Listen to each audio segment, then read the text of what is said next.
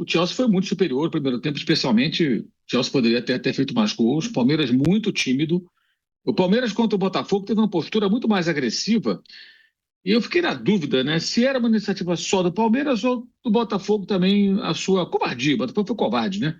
Naquele jogo do sábado. E hoje a minha conclusão é que teve muito realmente do Botafogo, porque o Palmeiras, de novo, foi um time muito tímido ofensivamente.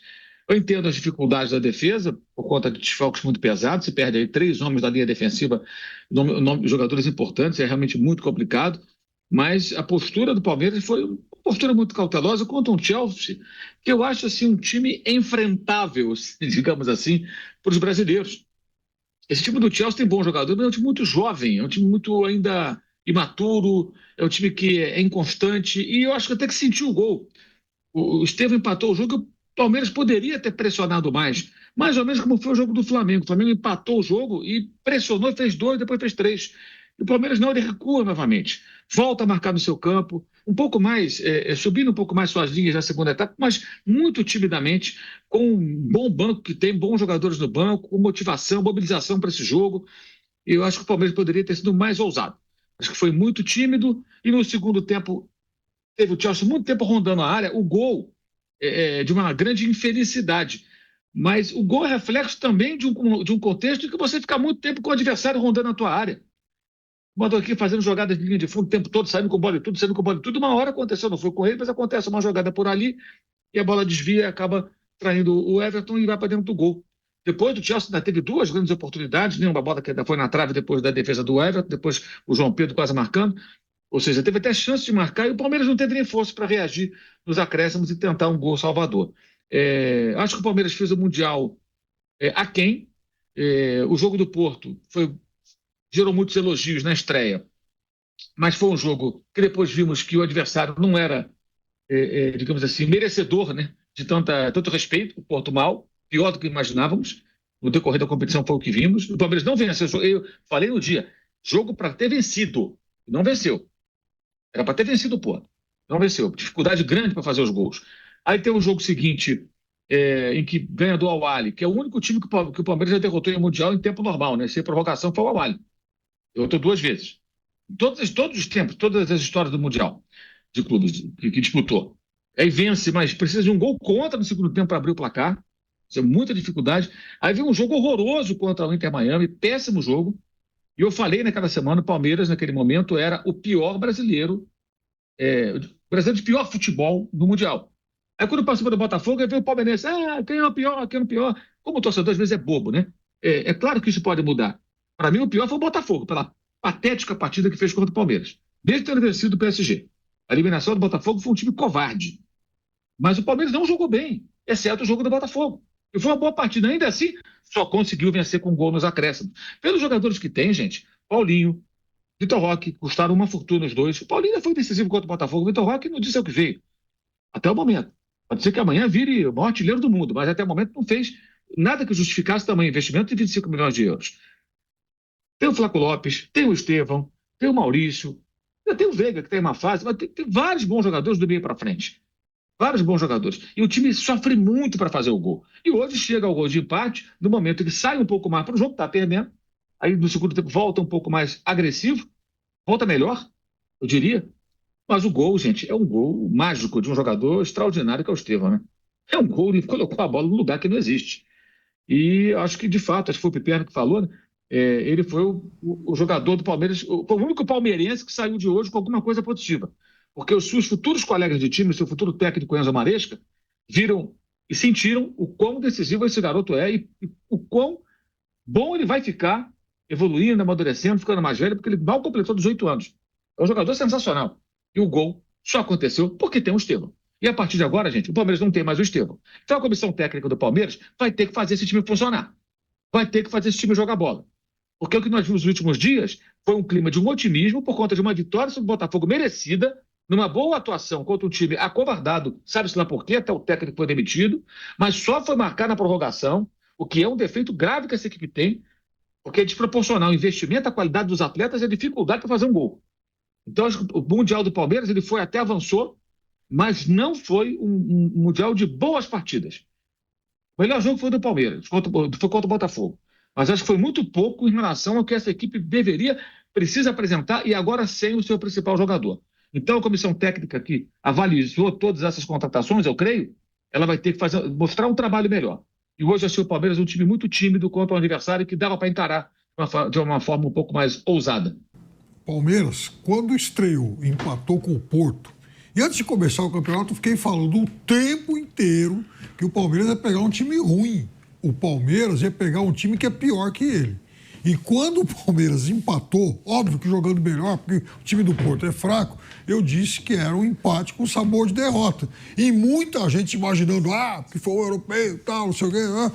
Bom, quem jogou bem contra o europeu, aliás, na estreia foi o Fluminense. O Fluminense jogou melhor que o Dortmund, aí o goleiro do Dortmund pegou tudo e tal. E era um time quadrifinalista de Champions. Então o Fluminense merece todos os aplausos. Ele teve um caminho difícil, ele ganhou da Inter de Milão e ele bate um time saudita que tinha acabado de eliminar o do Guardiola. Quer dizer, o caminho, em tese, ficou mais fácil porque o adversário do Fluminense eliminou um dos melhores times do mundo. Agora, o Fluminense faz uma campanha irretocável, até porque era o patinho feio do quarteto brasileiro. O Palmeiras é exatamente o oposto. O Palmeiras foi quem mais investiu esse ano e fez uma campanha, uma campanha mais ou menos, uma campanha sem brilho, a não ser aquele jogo lá contra o Botafogo, não foi um jogo brilhante, mas foi um jogo que o Palmeiras atuou bem.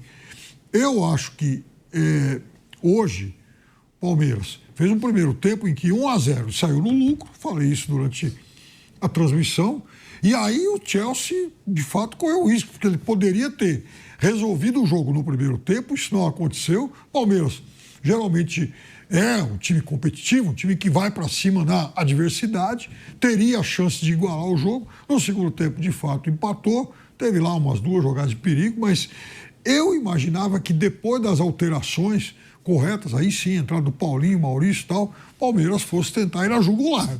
E não foi. O Palmeiras aí, de novo, mais tímido. Então, realmente falhou muito nisso. E outra coisa, o Vanderlan, ele é reserva do Piquerez desde 2022. Não é possível que o Palmeiras não tenha chegado à conclusão de que precisa de um jogador de melhor qualidade nesse setor. O Vanderlan, aliás, o Piquerez, de todos os titulares que o Palmeiras tem, é o que hoje conta com o reserva mais, desnivelado. O Palmeiras, no ano passado, contratou o Caio Paulista, que também não é um jogador para isso, e mantém o garoto. Quer dizer, mas está muito claro que o Vanderlan não pode ser o jogador, para substituir o Piquerez, porque acontece esse tipo de coisa. Ou seja, você tem que utilizar esse jogador em um jogo eliminatório de Mundial. E mais ainda, jogando ao lado do tenebroso Mikael. Aí realmente é pedir para acontecer, toda essa catástrofe aí que a gente viu em alguns momentos do jogo. Lógico, o Chelsea sabe sair jogando, algumas vezes o Palmeiras inclusive marcou bem alto e o Chelsea conseguiu sair jogando de trás, trocando passe. Em outras vezes o Palmeiras forçou o erro do Chelsea. Era um jogo mais ousado e necessário daquele momento em diante. E no segundo tempo, eu diria que até o Everton cair, era o Palmeiras de boa parte do Campeonato Mundial na primeira fase, que eu não gostei. No restante do primeiro tempo era o Palmeiras contra o Botafogo, competitivo, forte, mas que ainda falta alguma coisa que ele pode produzir. E no segundo tempo, por isso eu acho que o roteiro foi muito cruel, era o Palmeiras que jogava o Campeonato Mundial pesado. Um Palmeiras competitivo, forte, que podia ter feito um gol, que marcou um golaço com o Estevão, um jogador que reclama que não marca gol em clássico, que desaparece aos 8 anos de idade, faz no jogo talvez mais importante da carreira dele, um gol que coloca o Palmeiras no jogo, e dali em diante eu vi um Palmeiras muito forte. Esse tipo de competição, para cada um, tem um peso diferente, né? E está tudo certo. Só que para o dono do negócio, quem bota dinheiro e compra jogador, nunca se viu tanto dinheiro pela frente. Tá? Nunca se viu tanto dinheiro. Eu falei de um número aqui no Linha, depois do Fluminense, vou só atualizar. O Flu faturou em 2024, no balanço dele, 684 milhões em receitas. Já ganhou 330 em 20 dias. Ou seja, o Fluminense ganhou nesse Mundial metade das receitas do ano passado. Isso tem impacto. O gol sai com uma posse de bola. Contrário. A posse de bola era uma posse de bola 70 para o Chelsea, 30 para o Palmeiras. E o gol marcado aos 16 minutos e essa posse continuava aos 20, aos 30. Não é que o Chelsea assim, foi esmorecendo ou falou, toma a bola. Não, o Palmeiras não conseguia encontrar uma rota, porque não tinha a bola. Como é que ele muda o cenário se ele não consegue ter a bola? A defesa, principalmente no primeiro tempo, os dois do lado esquerdo não foram bem. O Fux acho que foi bem no jogo praticamente todo, foi o cara mais ligado ali sim. dos defensores.